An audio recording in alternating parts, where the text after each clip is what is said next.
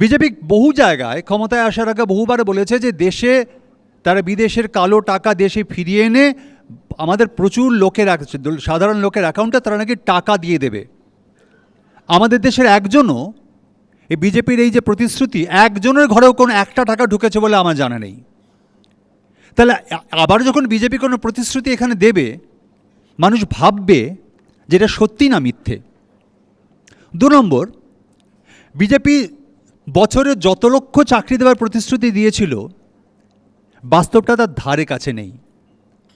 বরং কি হয়েছে, রেল বলুন, ব্যাংক বলুন, বিমা বলুন, সমস্ত পার্মানেন্ট যে পোস্টগুলো সব নিয়োগ প্রায় বন্ধ। সব কন্ট্রাকচুয়াল জব, অস্থায়ী, চুক্তিভিত্তিক, যার কোনো নিরাপত্তা নেই, যার কোনো পেনশন থাকবে না। গোটা রাজ্যে, গোটা দেশে এরম একটা সিস্টেম যারা চালু করে, তারা পশ্চিমবঙ্গে এসে পশ্চিমবঙ্গের মানুষকে খুব শান্তিতে রাখবে, এরম ভাবার কি কোনো কারণ আছে?